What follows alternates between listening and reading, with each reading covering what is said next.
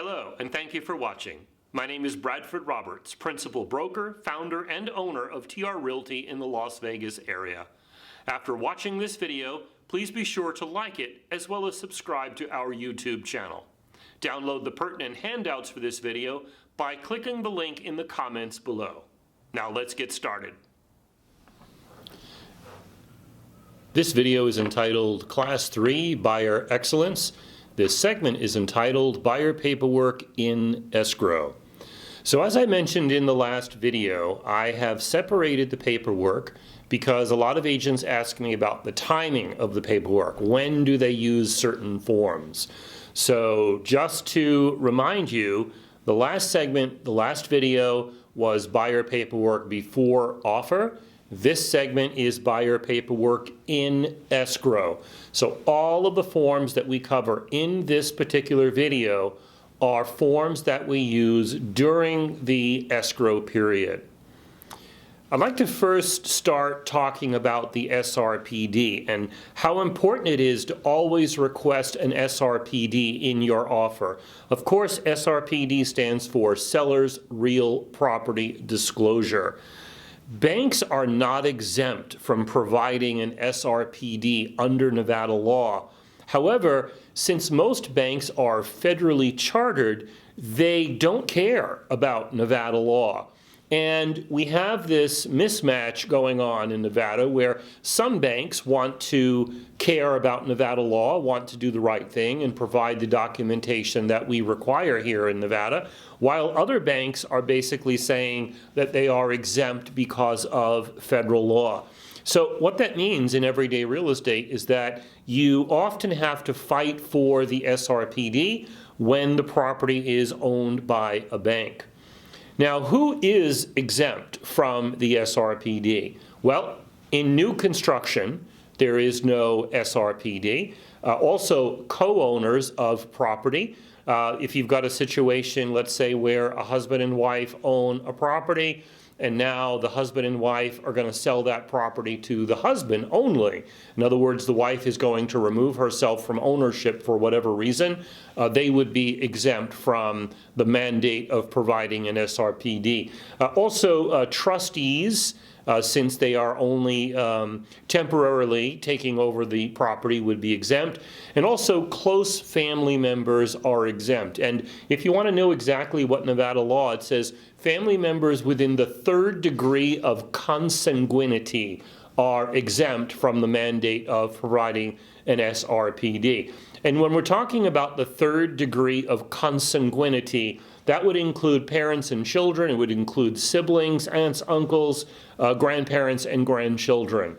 So all of those groups of individuals are exempt as per Nevada law. Keep in mind, banks are not exempt. And of course, in a short sale, we do get the SRPD as well because it is the seller of the property who still owns it. It is not a bank who takes possession of the property in a short sale. You know, nothing prevents you from requesting an SRPD prior to writing an offer. I know that that is not very common practice here in Southern Nevada. However, in many states, it is common for a buyer's agent to contact a listing agent when they're contemplating writing an offer and to request that SRPD. So there's nothing in Nevada statutes that prohibits a buyer's agent from asking for that SRPD. I'd like to bring your attention to a form. Please go ahead and get that form in front of you right now. Make sure you have the handouts for every video, of course. And this one is known as the Buyer's Acknowledgement and Release. So go ahead and pause this video if you need to, but you have to have this one in front of you like all handouts. Now, if you look at the top of the Buyer's Acknowledgement and Release, it does say as a subtitle in parentheses, no SRPD or incomplete SRPD. In my opinion, an incomplete SRPD is basically the same thing as not providing an SRPD at all, right? Because Nevada law requires the seller of residential property to disclose any known material defects. I pause so that you understand what the law says. Sellers must disclose known. So this is not a substitute for an inspection. If they don't know about something, then they don't know about it, and therefore they're not required to disclose it. And they must disclose known material defects, so not cosmetic defects. If you watched my video series Class 2, I talked about the differences between material and cosmetic defects. So the law requires only the disclosure of known material defects. And this buyer's acknowledgement and release form is really, really critical in the situation where the seller has not provided an SRPD or has not provided a completed SRPD. So as you can see, the property address goes at the top, and then it says, I, the buyer, as the buyer in a purchase transaction of the above entitled property, hereby acknowledge and agree to the following. Paragraph 1, Nevada law requires the seller of the above entitled property, unless exempt, and now you know who's exempt, to provide buyer with a completed form known as an SRPD, disclosing any defects in the property of which the seller is aware at least 10 days prior to conveyance. So just note that that is the deadline the seller has to provide this SRPD. Now, as a matter of everyday business, typically the SRPD is provided by the listing agent to the buyer's agent within a few days of opening escrow. But statutorily, there is that deadline of 10 days prior to COE. Paragraph 2 says, a seller is prohibited from requesting or requiring the buyer to waive the form and other rights under Nevada law, and a buyer is prohibited from waiving the form and other rights. The language of the law as revised can be found on the SRPD. Paragraph 3 says, there may be transactions where the seller, in violation of the law, fails to provide or fully complete the SRPD. If the seller of this property does not provide you with the SRPD or does not disclose a defect, Nevada law provides certain remedies. What are those remedies? Number 1, you have the right to rescind, which means to take back or to cancel the purchase agreement without penalty, meaning the buyer is going to get the earnest money deposit back. And if there is a defect which was not disclosed, you may have the right to recover treble damages, which means 3 times the actual cost of the repair or the replacement. If a seller requests that you waive any of your rights or legal remedies under Nevada law or otherwise, you should contact an attorney so you understand the consequences. Your agent cannot explain the legal consequences of waiving your legal remedies. Of course, that would be practicing law without a license. Paragraph 4 says, if the seller does inform you through the SRPD or another written notice of a defect in the property, according to Nevada law, you may, 1, rescind the purchase agreement within 4 business days of receiving the SRPD at any time before the conveyance of the property, or go ahead and close the escrow, accept the property with the defect as revealed by the seller or his agent without further recourse. Paragraphs 5 and 6 are really important. It says in paragraph 5, with full knowledge of the nature of the SRPD requirements and the remedies available under the law, buyer is choosing to move forward with the transaction. So paragraph 5, again, being very important, requires its own initials. And what it's saying is that the buyer has not received the SRPD or not received a completed SRPD, but he doesn't care. He's willing to move forward and take possession of the property. Not very smart, in my opinion, but when you're dealing with the decision to buy a home, which you might remember from my video series Class 1 is 75% based on emotions. Buyers do get emotionally involved and attached to a property, and they can make decisions like this. Paragraph 6, the buyer makes the decision to purchase independent of the real estate brokers involved in the transaction, and hereby agrees to hold the buyer's broker and agent in this transaction harmless, and to defend and indemnify them from any claim, demand, action, etc. So paragraph 6 is basically a hold harmless provision that we don't want the buyer to come after the agent or come after the broker to say that, hey, nobody told me about this problem, this defect on the property, and now I've got to spend all this money and incur all this inconvenience. So this buyer's acknowledgement and release is absolutely critical to have completed unless we have a fully filled out SRPD in our file, okay? Go back to the title, the subtitle, no SRPD or incomplete SRPD. This is exactly what we would want to get. Okay, moving forward, we just talked a little bit about the disclosure of known material defects, so I want to talk about repairs and how I believe, and have always believed in real estate, that repairs are deal killers. Let's think about the nature of a repair, okay? Because you've got a seller who is emotionally detaching himself from the property. He doesn't care. He's on the way out of the property, and he's going to want to do a repair as inexpensively as he can. He's going to use duct tape and bubble gum, if that's what it takes, just to shut that buyer up, just to get that repair through close of escrow, and then if it falls apart the next day, he doesn't care anymore, right? On the other side of the coin, you've got a buyer who is very emotionally attached to the property.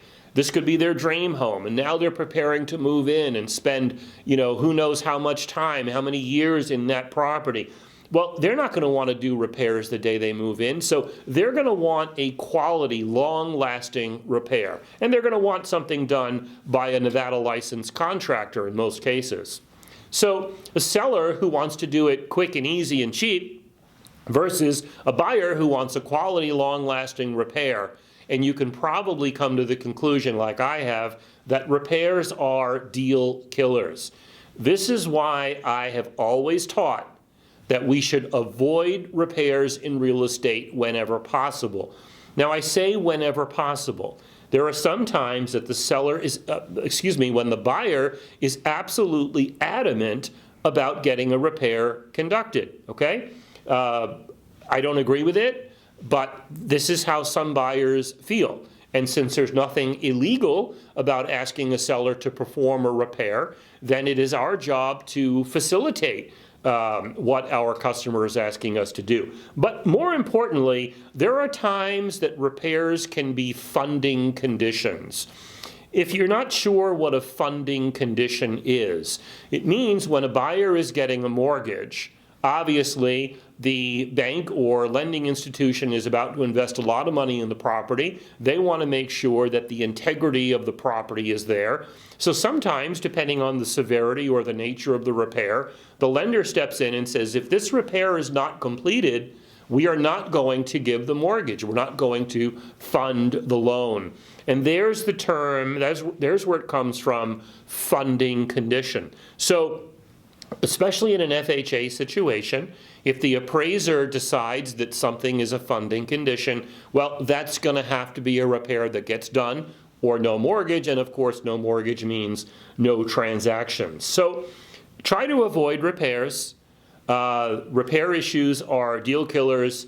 Opposing interest, cheap versus good, okay? So if we can get away from asking a seller to perform a repair, so if it's not a funding condition and we don't have a situation where the buyer is adamant, and this is probably the majority, the vast majority in my opinion, of repair issues, I want to go over what the options can be, okay? One of the options that we can do is in lieu or instead of doing repairs, we can simply adjust the price of the house. So let's say that a repair is conducted and it reveals that the air conditioner is on its last legs. Rather than ask the seller to change out that air conditioner, maybe we could get an estimate of the cost and we could actually reduce the price of the property by that cost. Now, that is an excellent idea in a cash transaction. Because if you think about it, buyers and sellers pay closing costs based on the actual contract price. So in a cash transaction, it wouldn't make a whole lot of sense to close at X amount of dollars and then give a credit back to the buyer, because the buyer and seller are both going to pay closing costs based on that contract price, as I said. So reducing the price is an option. A second option we have to address repairs, unless they have to be done, is to issue a credit at close of escrow. Now, we have language that we're going to talk about in just a minute to accomplish that goal. This is the option that is best suited for a buyer who is getting financing on a property.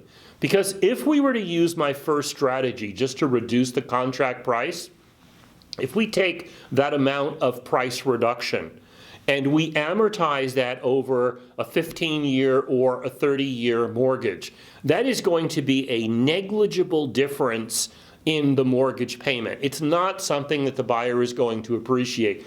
And if he does have to do that repair, he's not going to have the cash on hand, at least from the purchase, to go ahead and do that repair.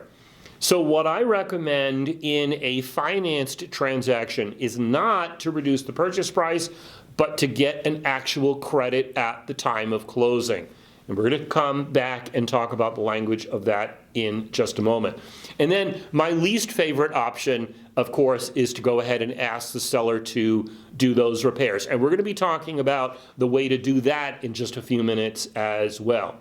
Okay, so the options when we need some repairs done, or when we have some repair issues, some deficiencies on a property, would be to reduce the price in a cash transaction, would be to issue a credit from the seller to the buyer in a finance transaction, or if they are funding conditions, to go ahead and request the seller to do those repairs. So let me bring your attention to the clause library for Class 3.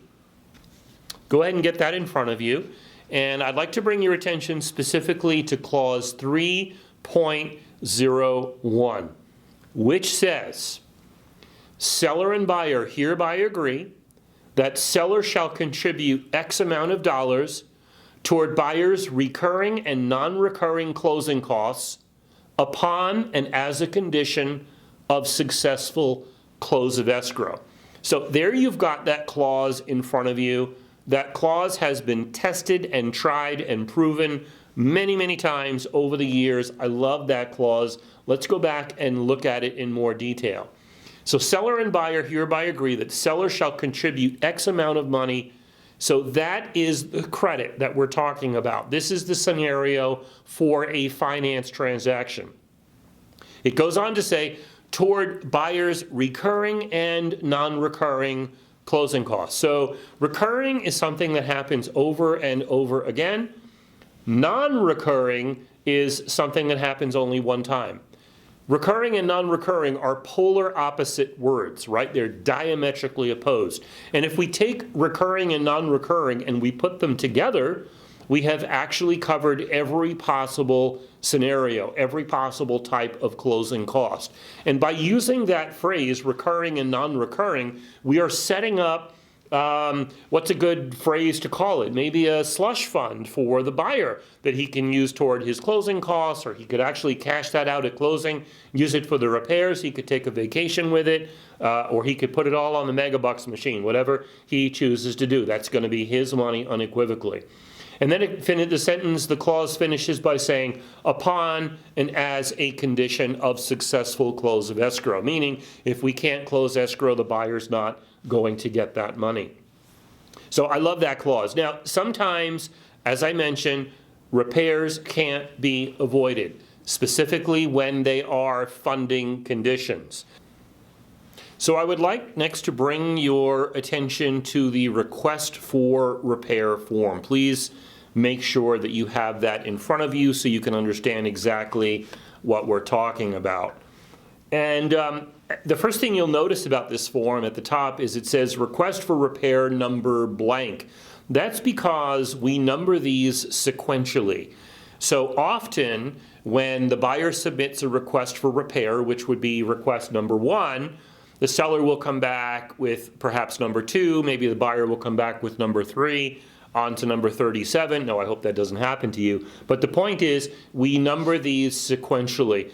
And just as a reminder, with any form that we number sequentially, we never reuse a number, even if that number was not effectuated, okay? If it was completely disregarded and we moved on, we'd never reuse a number. That way we can always reference back to the document that was drafted. It says at the top, in reference to the residential purchase agreement dated blank on property known as, so we fill in the date, we fill in the address, executed by buyer and seller. I hate that language. It's not even correct, but we can't mess with the association's forms, right? So we fill in the buyer's name, we fill in the seller's name, and that brings us to paragraph number 1, which is entitled Buyer's Notice. It says check 1, not none, not 2, check 1. So the only way we can accept this form at TR Realty is if there is one box that has been checked. The first choice says, buyer has reviewed and approves the home inspection report and removes the home inspection contingency. So in the case where the buyer has already done his inspection, received and reviewed his report, he's okay with the condition of the property, he's not going to do any more inspections during his due diligence period, he can check this first box, and then all the way down the bottom of the first page, he will sign, he will date, and even though there's not a place built in, he will time this form as well. And if the buyer chooses that first choice, reviewed and approves the home inspection report, then we are good. The buyer's okay, and he's proceeding toward closing. The second choice here says, buyer requests that the seller perform the following repairs before COE. All repairs except general home maintenance are to be done by a licensed Nevada contractor. Buyer reserves the right to approve the repairs at walkthrough inspection as set forth in the purchase agreement. Buyer acknowledges that this request for repair does not absolve the buyer of any obligation under the RPA. And then we have a very, very lengthy blank section of the form where an agent can easily get in trouble. Blank space is always the most dangerous section of any form because agents feel compelled to practice law without a license and start creating language and writing stuff and amending. They don't know what the hell they're doing. So don't do that. I want to show you a very simple way to handle this paragraph. You already have the inspection report in your possession before you're able to do the request for repair, right? Doesn't that make sense? We can't ask for repairs if we don't know what's wrong with the property. So, of course, we have the inspection report. So this is what I would do to keep yourself out of trouble and to make it simple. Because we're in the business of real estate. We're not in the business of construction. So we don't understand things, okay? The inspector has already written the language for us. He's already talked about the crack in the marble shower pan in the master bathroom. He's already talked about the sagging roof truss on the southwest corner of the second floor. He's talked about these things in detail in his report. So, all we're going to do is cite the page, paragraph, and line number of the deficiency. That simple. We're not going to recreate any of the language. So example, we would put number 1, page 2, paragraph 6, line 12. Number 2, page 7, paragraph 1, line 4. Just examples.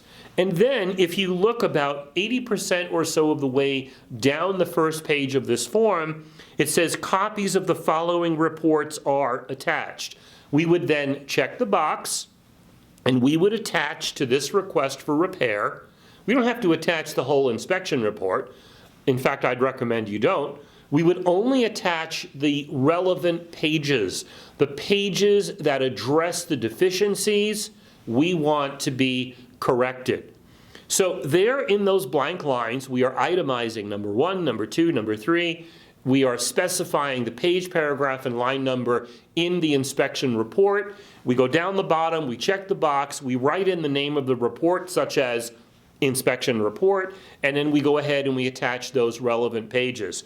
You might be thinking, why are there so many lines down the bottom, so many boxes I could check? Well, it's because some buyers choose to have multiple inspections. They could do a termite inspection. They could do a structural inspection. They could do a well inspection if there's a well on the property. They could do a mechanical inspection. There's all different kinds of things. That's why the form gives us the space and the opportunity to do that. There's another way we could use paragraph 1 as well. We could simply ask for money.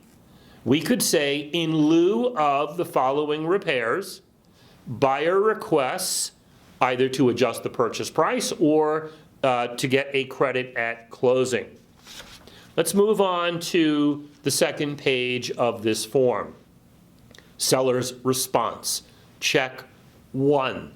Not 3, not 2, not blank, check 1. Again, that's the only way we could accept it at TR Realty.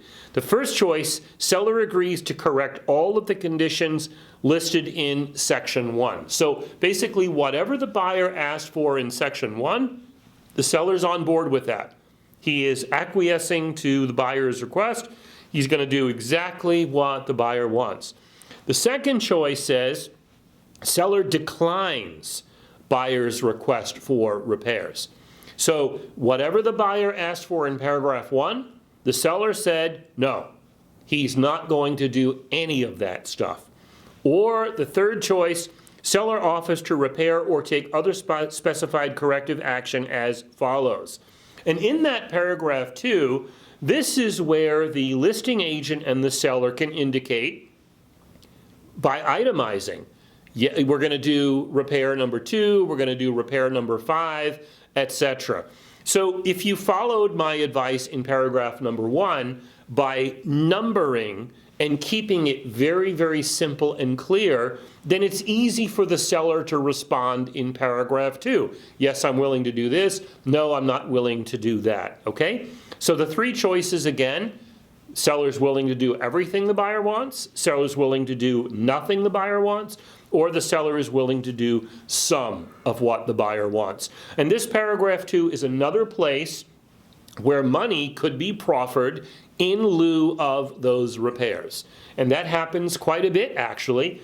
Unless they're funding conditions, then it would be okay to do that. Where the seller says, oh, the buyer's asking me to do this and this and this. You know, I don't want to do it. I don't have or don't want to spend the money right now. I'm in the middle of moving. This is a headache. This is a hassle. I don't know who to call. So I'm just going to, give you a credit at closing. That could be used in paragraph 2 as well. And regardless of which of the three options the seller chose in paragraph 2, he needs to go ahead and sign after paragraph number 2. Now, if the buyer asked for something in paragraph 1 and the seller agreed to it in paragraph 2, we're done with this form. That's it. That's simple.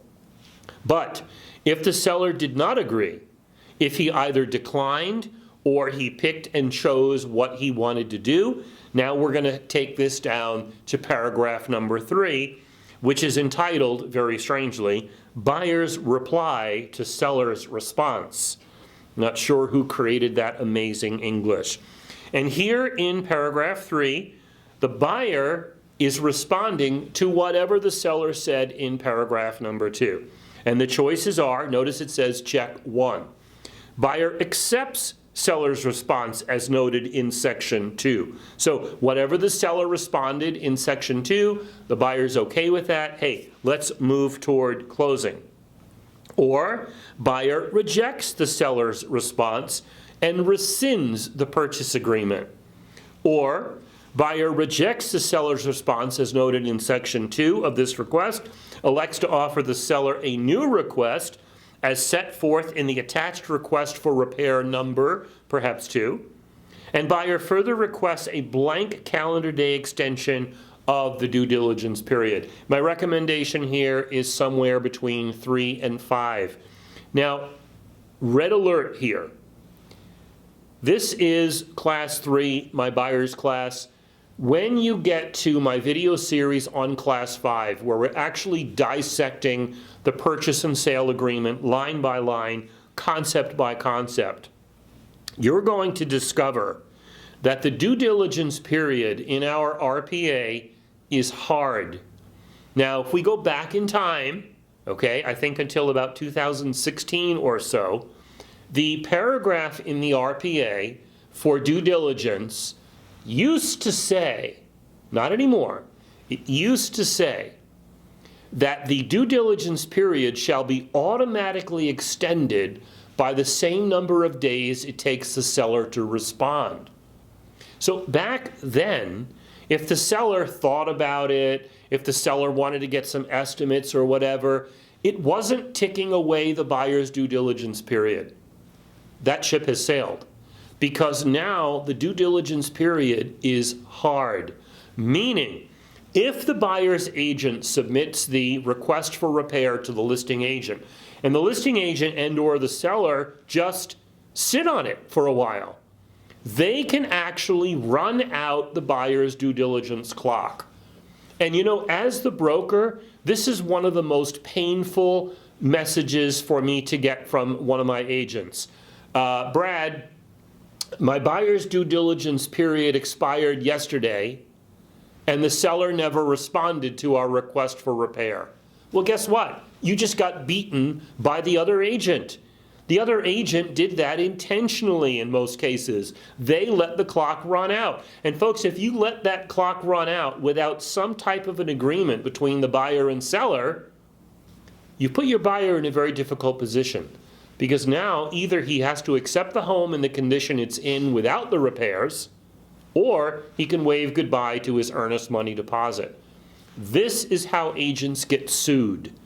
So don't let that happen. And that's why in paragraph 3, built into the paragraph, is a request to extend the due diligence period. Pay very careful attention to that.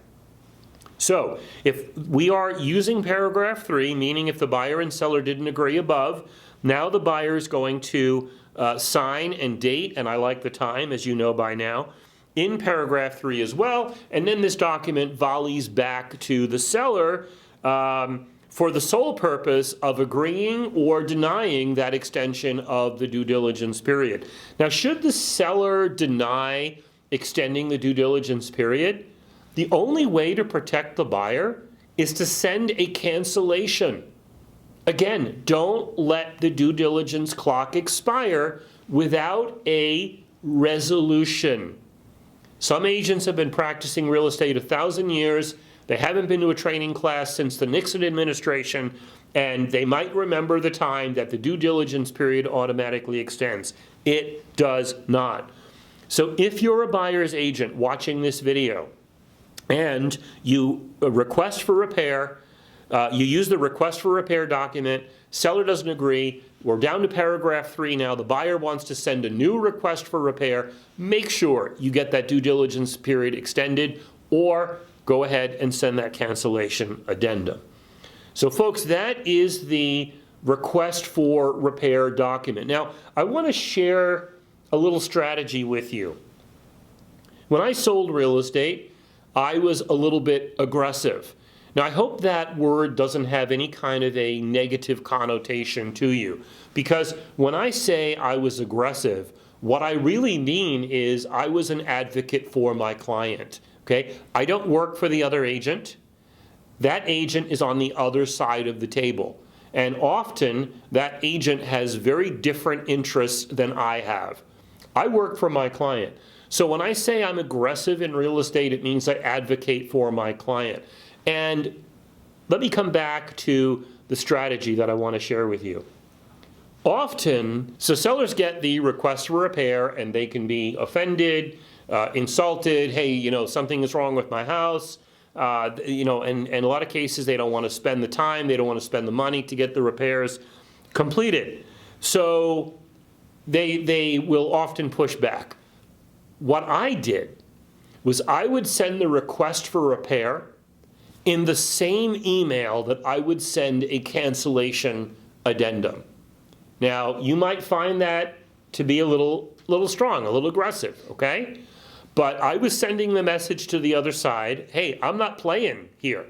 These are repairs that we want done, or this is how we want to handle the deficiencies on the property, maybe with money or an adjustment of the price. We are not playing with you here. In fact, we have already sent you a cancellation addendum. So basically, you can pick and choose. Do you want to agree to the repairs that we've requested, or do you want to accept that cancellation addendum? And I can tell you, 9 times out of 10, when I sent a request for repair and a cancellation at the same time, I would get almost an immediate phone call from the listing agent. Hey, what's going on? Why are you guys trying to cancel? Well, you know what? I'm trying to protect my buyer's interest here and just making sure that the seller is on board with these repairs. It's amazing how I could get the other side to acquiesce with that strategy.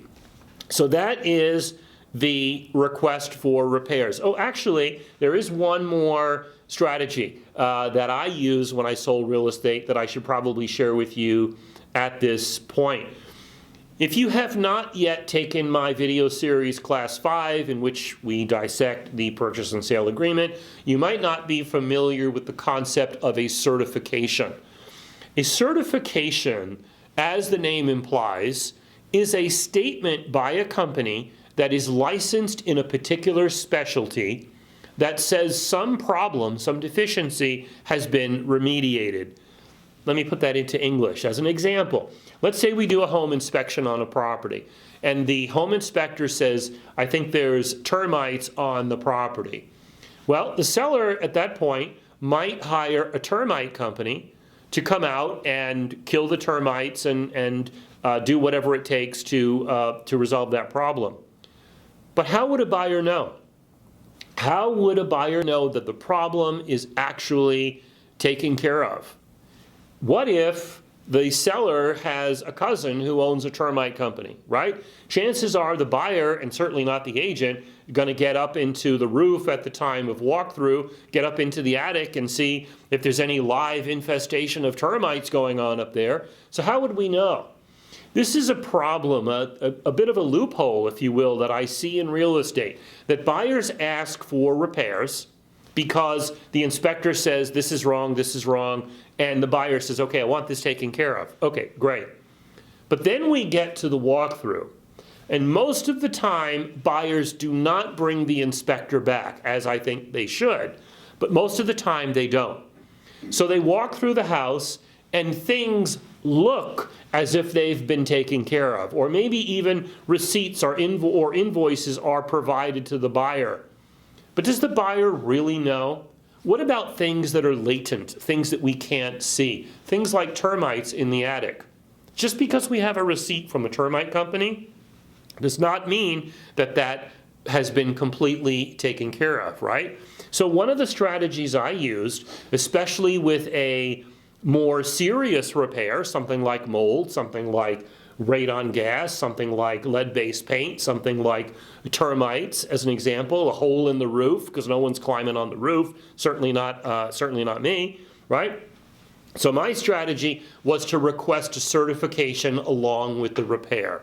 It's all well and good to ask a seller to take care of a repair, but if you want evidence that the repair has actually been completed in a satisfactory manner, I would request a certification. And you're going to see in my Class 5 video that the buyer has every right to request a certification from the seller. So just a little strategy there. The next thing I'd like to talk about here is the resale package. Nevada law now says that the seller must pay for the CIC resale package. And this includes REO properties, and it includes short sales as well. And in Nevada, it must be a new package. There are some states where the components of a resale package are very limited. There are some states where the components are limited to, let's say, just the bylaws and the rules and regulations. And sometimes years go by and those are not updated by the association. However, in Nevada, we have a very comprehensive resale package. And actually, you're going to see in a minute that a resale package in Nevada has 10 different components. Many of them are time sensitive.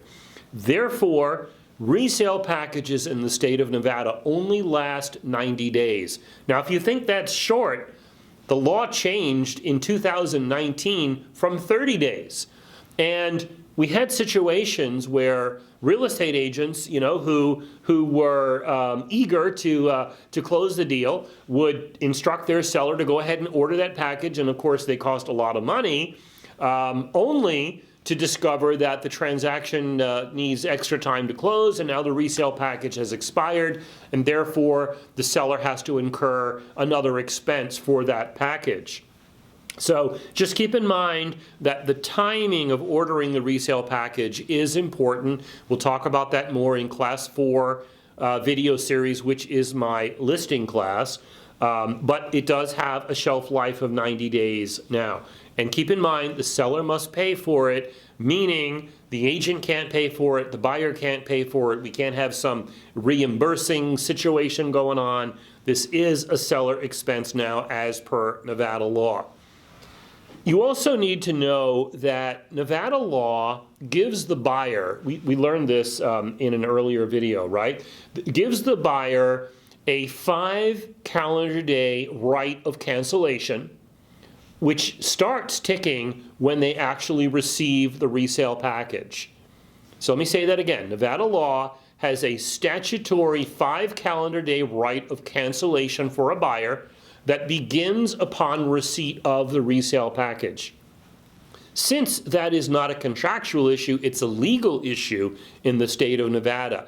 It is really important that we track the delivery of the package. If we can't track the delivery of the package, we don't know when to start that clock, and if we don't know when to start that clock, we could inadvertently violate Nevada law. So that is why our association has provided the very next form, please get it in front of you, called the Purchaser's Receipt of the Common Interest Community Resale Package. So let's take a look at this in detail. In my opinion, it is not laid out very well, and because of that, our compliance department rejects a fair number of these. So make sure that doesn't happen to you. Pay attention to the way we fill it out. At the top of this form, we put the property address. And it says Nevada law requires certain documents and a certificate, collectively called the resale package, to be provided to prospective purchasers of property within a common interest community. So this would apply for homeowners association, a condo association, or a cooperative association. Buyer is entitled to a 5-day cancellation period required by Nevada law as more fully described in the purchase agreement. And I think I just properly addressed that.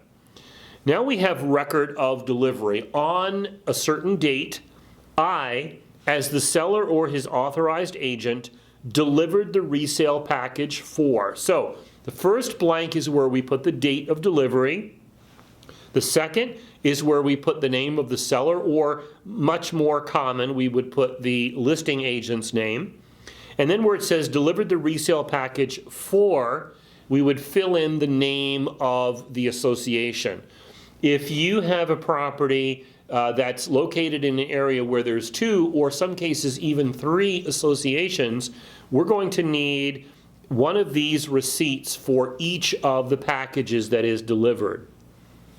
So we're delivering the package to, and we fill in the name of the buyer's agent as agent for, and then we fill in the name of the buyer.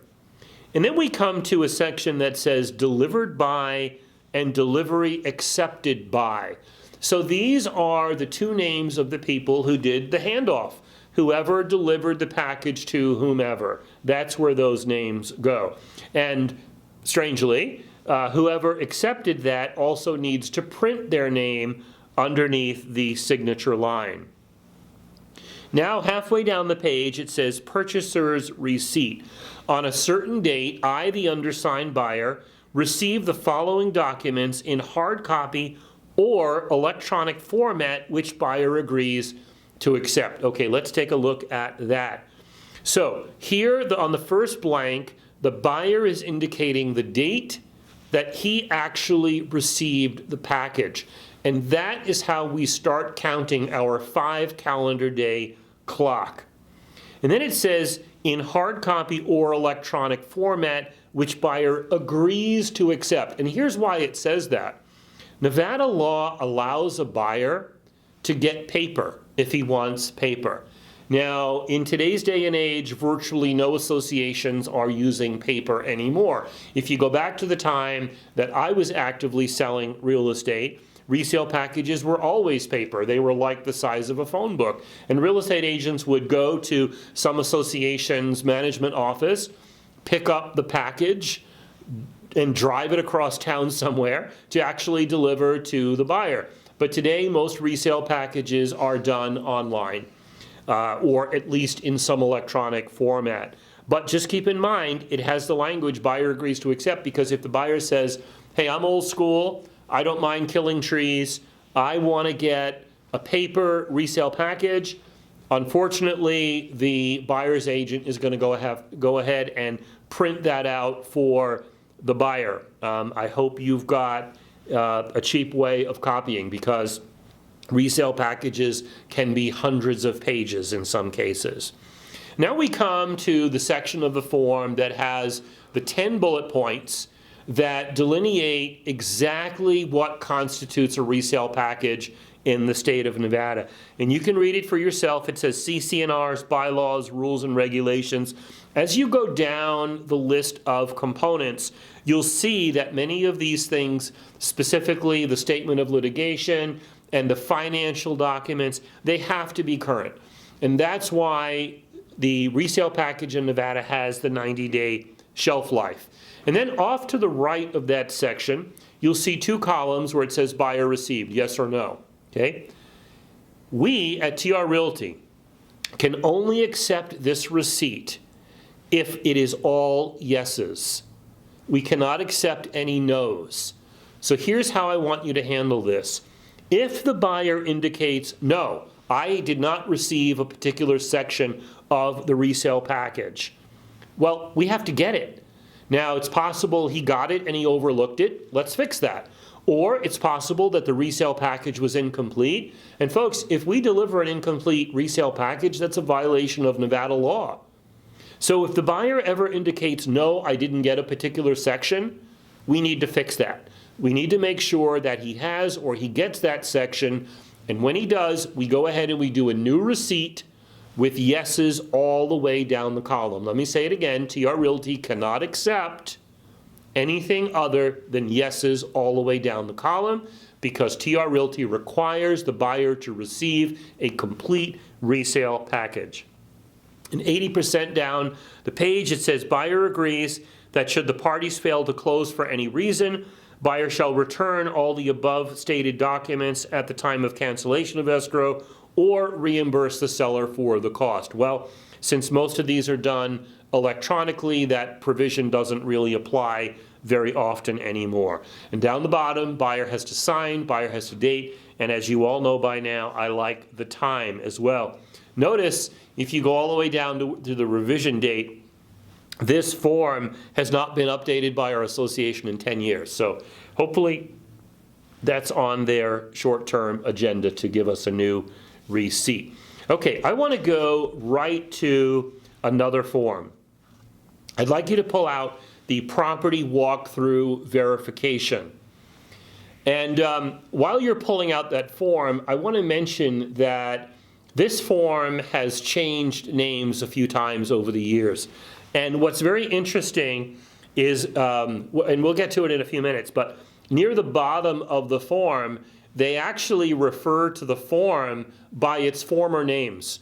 Another mistake, in my opinion, that the association has not taken care of for us, but we can't modify their forms in any way. So they've changed the title of this to Property Walkthrough Verification. It's no longer called a walkthrough report. It's no longer called a walkthrough inspection. Those are some names you might hear out there in the field because it used to be called that. So let's take a look at this. And I want to be clear that a walkthrough verification form is absolutely, positively mandatory.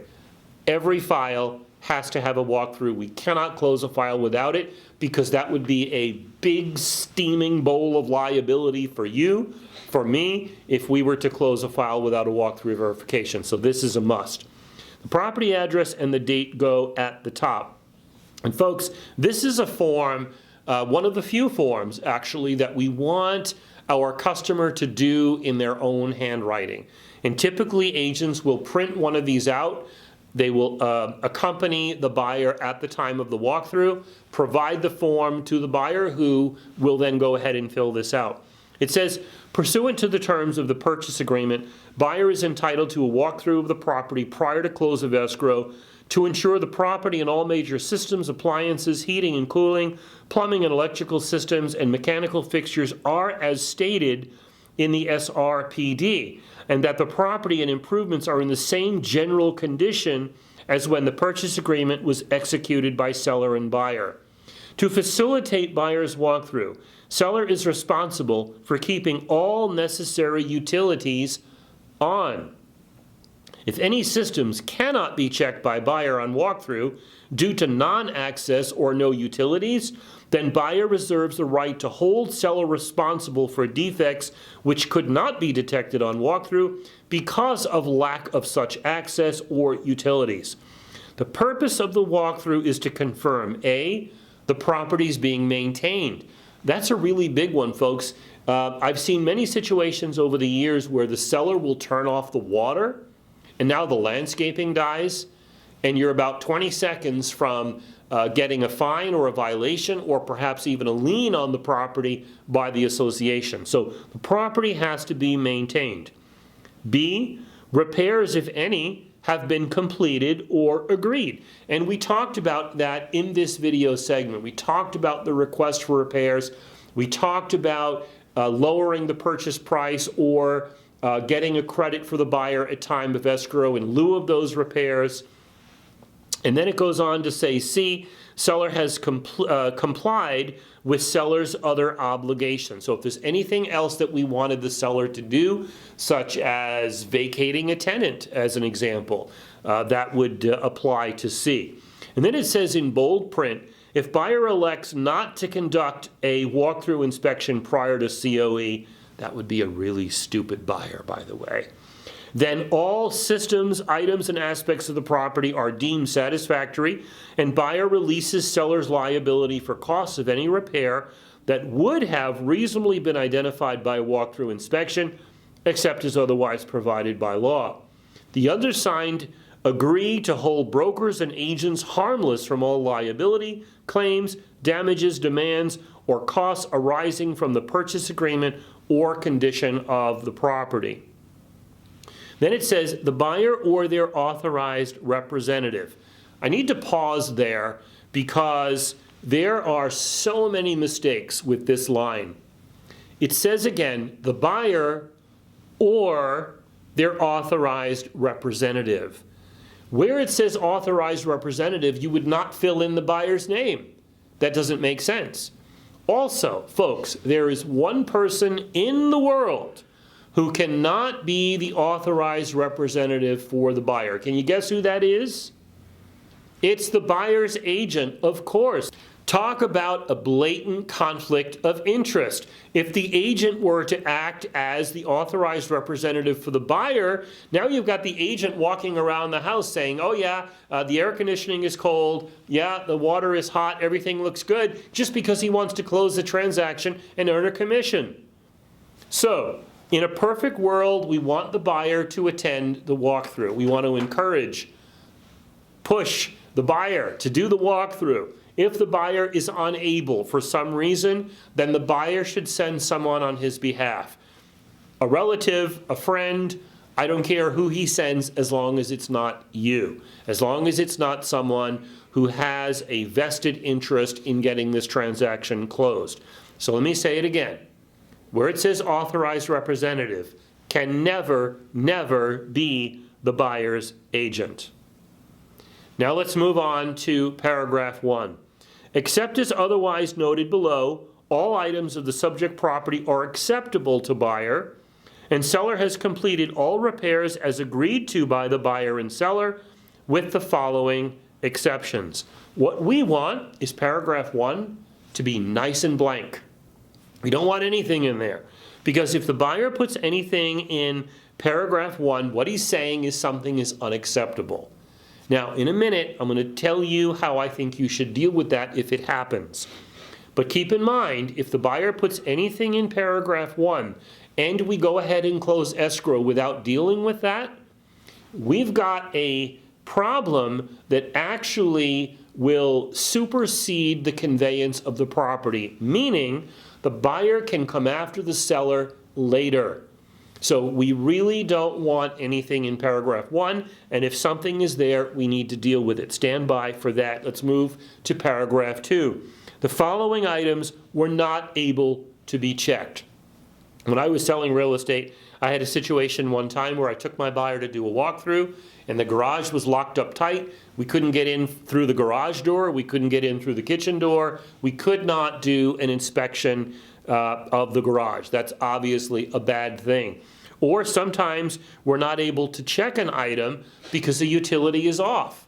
There's another situation where the repercussions are going to supersede the conveyance of the property, meaning the buyer can come after the seller later. And the buyer could be entitled to 3 times the cost of those damages. So we don't want that to happen. And I highly recommend, whether it's paragraph number 1 saying something is unacceptable, or paragraph number 2 saying something is inaccessible, I highly recommend that we deal with that, not just to leave that Megillah hanging out there for the parties to possibly litigate after close of escrow, and by the way, they will be dragging you into their court battle. So, I'd like to bring your attention to paragraph 3. This is rarely used, and I don't know why, because I actually like paragraph 3. It says, see attached supplemental escrow instructions regarding funds held or not applicable. If paragraph 1 and 2 are blank, paragraph 3 should state not applicable. However, if there's something in paragraph 1 and or paragraph 2, I recommend a way to deal with that is by using the supplemental escrow instructions, funds held. What that concept is all about is we are agreeing, sellers and buyers are agreeing, to take some of the seller's proceeds and freeze them in escrow, but go ahead and close the transaction. You probably know, or you can probably figure out, that if we delay a closing, let's say, back to my example that the garage door was locked, okay? We delay the closing because of that. Remember, we're going to need an addendum, because once the closing date has come and gone, we are out of contract. We have no more contract. And now we might be facing issues of default, we might be facing issues of specific performance, and other potential for legal issues. So, if we're not going to close on time, we would need an extension. And in order to get that extension, we need mutual consent. The buyer and seller would have to agree to delay the close of escrow. Folks, even if they delay the close of escrow, there's all kinds of problems that can ensue. Example, if it's a short sale, what if our short sale approval letter is about to expire? It is really hard to get an extension on a short sale approval letter. Another thing, what if it creates a problem with the loan? Sometimes the lender has already wired the proceeds to the title company, and most lenders have a requirement that if the proceeds are not used within a set period of time, they have to be sent back to the lender. Another thing, it's going to delay your commission. So basically what I'm saying is, if we extend or try to extend close of escrow, we are putting the entire transaction at risk. Let's be smart. Let's use paragraph 3. And that is how we will hold some of the seller's proceeds at the title company until whatever situation indicated in 1 and 2 has been satisfactorily resolved. Now, you might be thinking, why would a seller ever agree to this? Why would a seller be willing to allow some of his money to be withheld at closing? Here's the easy answer. It is the seller who's about to default on the contract. Remember, the purchase and sale agreement says the utilities have to be on and the property has to be available for an inspection. If some part of that property is inaccessible or utilities are not on, it is the seller who is defaulting on the contract and the seller who might be facing legal issues. And that, if we have an understanding of that, that is how we can get the seller side to comply with the funds held concept that I'm talking about. Now that is going to require a separate document that we're going to come to in just a minute. Let's continue and finish with this one. We go down about 80% of the way to where it says select one. Now folks, I don't mean to be facetious, but select one does not mean select two, and it doesn't mean select none. Select one requires us to make a choice. It says, broker recommends that buyer conduct a property walkthrough. I already told you that. That should be standard operating procedure for us. If buyer does not do so, buyer is acting against the advice of the broker. And then come our choices. The undersigned party acknowledges receipt of the property walkthrough and release. Yeah, that's the old name of the form they forgot to change that I referred to a few minutes ago. So the undersigned party acknowledges receipt of the property walkthrough and release, now known as the property walkthrough verification, or buyer hereby waives the walkthrough inspection. Now, as I mentioned, that would be a pretty foolish buyer, but there are times when the buyer just doesn't want to do the walkthrough. Sometimes agents mistakenly think that if the buyer waives the walkthrough, they don't need this form. Actually, they do need the form. That's what the waiver is. So if the buyer chooses not to do the walkthrough, we're going to go ahead, use this form. The buyer's going to check the box where he waives it. He's still going to sign, date, and time the bottom. Now, if the buyer is not in your presence, this might be something that we do by email or we do by fax or whatever. We could do it by AuthentiSign as well. But that is how we waive the walkthrough. Okay, so there's the choice at the bottom. The undersigned party acknowledges receipt of the form, or the buyer waives the walkthrough. We need one of those choices, and as I mentioned, that walkthrough form is absolutely mandatory. All right, so let's move right away to the supplemental escrow instructions funds held form, which is so closely related to the walkthrough verification form that we just talked about. It is that paragraph 3 in that form. So at the top it says to, because the parties are addressing this form to the title company, and the name of the escrow officer goes there, seller, buyer, property address go there as well. It says, you are hereby directed to close escrow and hold the sum of X dollars from the account of the, typically that's going to say seller, for the purpose of whatever purpose. Broken dishwasher was not replaced, home is not clean, tenant is not vacated, whatever you come up with. Said funds are to be held in the escrow account of the above mentioned escrow trust account, and that is typically the title company. Conditions for release or payment of funds. Number 1, if release of funds is based on a bill. Upon submission of bills to escrow holder by, typically that is the buyer, but it could be either, which have been marked approved and signed by, also typically the buyer, escrow holder is authorized to pay said approved bills without any liability for the authenticity of said bills and refund any balance held to, typically the seller. So how this is working, folks, just want to make sure you're understanding me, is that we are agreeing, buyers and sellers are agreeing on a certain dollar amount that is being held in escrow. Now, we want to aim high, okay?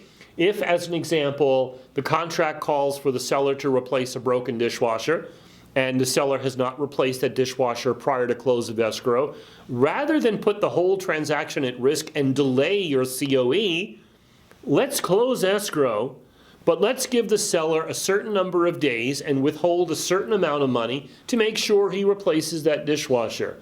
In today's market, I would probably say $1,000 would cover most dishwashers, wouldn't you?